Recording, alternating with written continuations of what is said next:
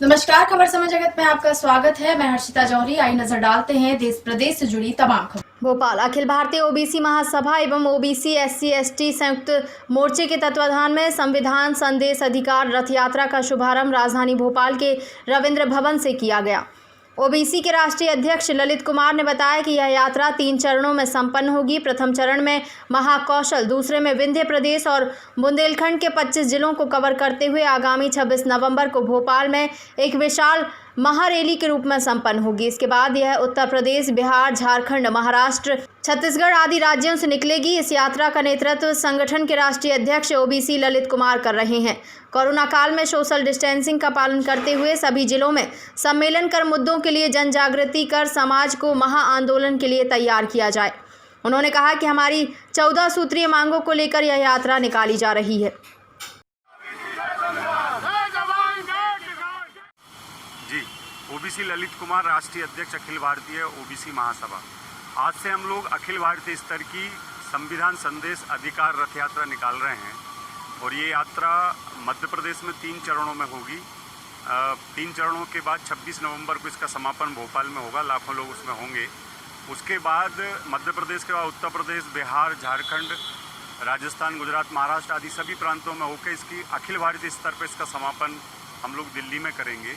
और इस यात्रा को निकालने के पीछे मूल मकसद ये है कि देश में केंद्र सरकार के माध्यम से जो निजीकरण किया जा रहा है, सरकारी क्षेत्रों का जो निजीकरण किया जा रहा है, उस निजीकरण को बंद कराने के लिए, उसके साथ साथ ओबीसी समाज की जो जनगणना पिछले 90 सालों से ओबीसी समाज की जनगणना इस देश में नहीं की जा रही है, तो केंद्र सरकार के माध्यम से हम लोग ये चाहते हैं कि जब इस देश में कुत्ते, गाय, भैंस, बिल्ली की गिनती हो रही है, जो तीसरा जेंडर इस देश में जो लागू हुआ है उसकी गिनती इस देश में हो रही है, तो ये ओबीसी के बच्चों ने कौन सा अपराध और अन्याय किया है जो इसकी गिनती नहीं हो रही है।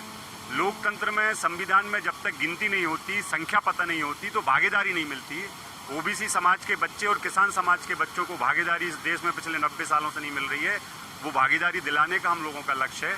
उसके साथ साथ इस देश में जो 80 करोड़ किसान रहते हैं, एक तो किसानों की उपज का मूल्य निर्धारण करने का अधिकार नहीं है, दूसरा उनके साथ मुआवजा नहीं मिलता, उनकी फसल खराब हो जाती है, जैसे अभी मध्य प्रदेश में खराब हो गई।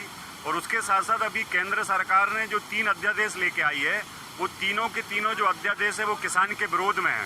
तो हम लोगों का इस रथ यात्रा के माध्यम से केंद्र सरकार को ये चेतावनी देना है, ये आग्रह करना है कि ये किसान विरोधी जो अध्यादेश लिए हैं उनको वापस लिया जाए।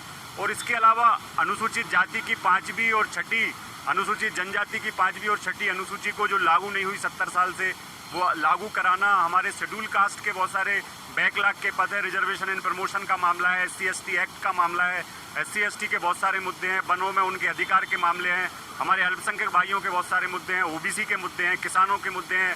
ओबीसी में जो असंवैधानिक क्रिमिनल लगाया, बीपी शर्मा कमेटी की जो अनुशंसा है वो केंद्र सरकार के माध्यम से लाद के, और ओबीसी के बच्चों को जो नौकरियां एक तो मिली नहीं है, वो नौकरियों से निकालने का जो मामला बीपी शर्मा कमेटी के माध्यम से किया जा रहा है। ऐसे 14 मुद्दों को लेके अखिल भारतीय स्तर पर हम लोग इस रथ यात्रा को निकाल रहे हैं। और केंद्र सरकार को और सभी प्रदेश सरकार को हम ये चेतावनी देना चाहते हैं कि ओबीसी समाज और किसान समाज 90% इस देश के अंदर है। अगर इनकी संवैधानिक और लोकतांत्रिक मांगों को नहीं माना गया और संविधान और लोकतंत्र को पुनः इस देश में स्थापित करके इनका अधिकार नहीं दिया गया, तो एक बहुत बड़ी जन क्रांति, जन आंदोलन हम लोग इस देश में खड़ा करेंगे और जिसकी जवाबदारी केंद्र सरकार और सभी राज्यों की सरकारों की होगी।